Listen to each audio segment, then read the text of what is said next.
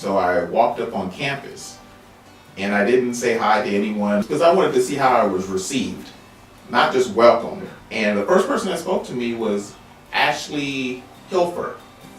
And she said, "Hi, how are you? And what can I help you find someone?" And she was just so friendly and receiving. And if this is a reflection of the students, that was the first green light.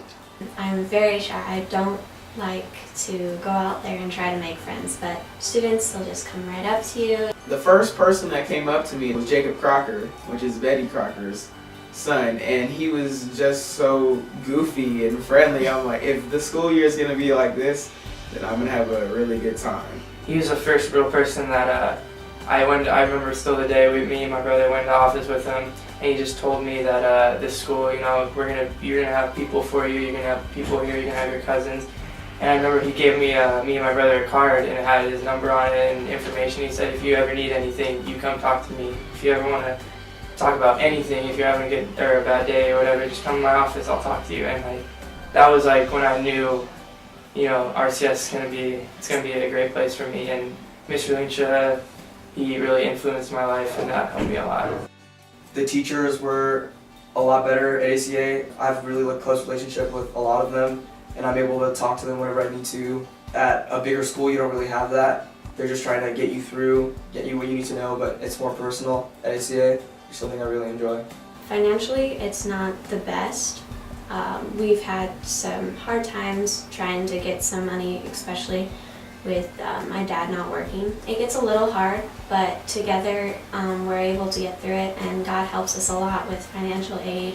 One of the special things, and one of the reasons we originally didn't come to Redlands Christian, was because the tuition was so much higher. Two of the schools that we've been involved with have closed for financial reasons, and you have to be responsible and charge enough for the students to attend. My 8th grade year, I was supposed to go to Moore Middle School because we couldn't afford it anymore. And a week before RCS started, we got a phone call that someone had completely paid for my entire year. I remember jumping up and down, crying, so excited about it. My sophomore year of high school, I was told that I was supposed to go to public school because my parents weren't able to afford school anymore since they were splitting up. Coach L and Ms. Crocker pushed a lot and helped me get the financial aid that I needed to continue my last 2 years.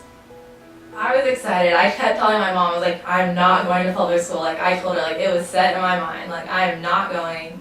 I didn't want to leave all my friends. I've been there for 4 years already, and I just didn't want to leave. That was the school I wanted to be at. Well, I wasn't employed when Jared first saw this school. Well, the first time that I came in after I met, some students, was Betty Crocker.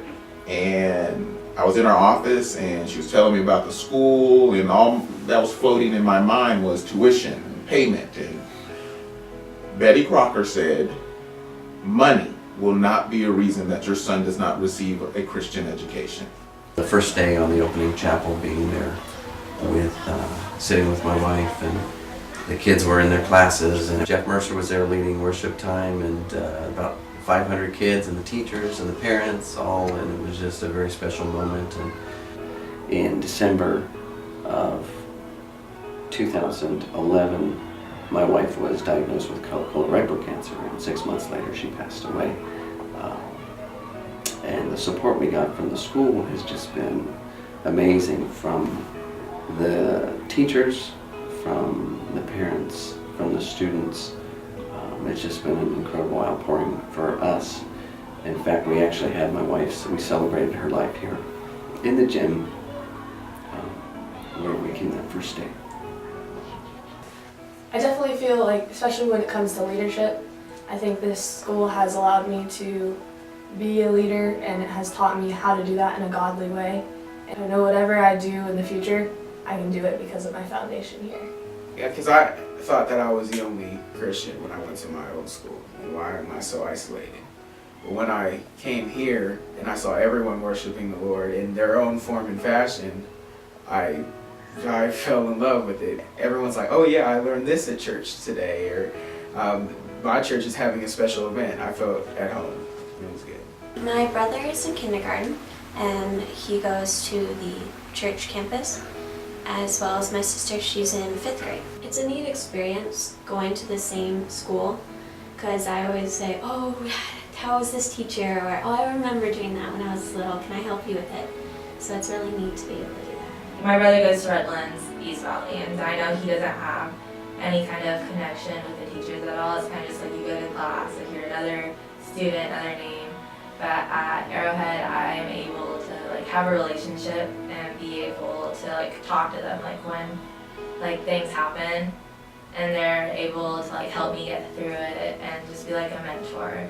Well, my parents are divorced, and I didn't really have a father figure growing up as a child. So being able to go to a school where I have a role model that I can aspire to, because a lot of these teachers here, I see them, and they're really good people. They're God-loving men, and they really gave me something to look forward to when I grow up.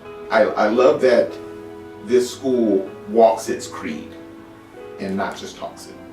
This is a school that not only talks about faith, but lives it and reflects it. And I can see the Holy Spirit dwell, in the staff. I like where I am now at ACA. I wish I could stay here for a pretty long time. This whole school has changed my life completely.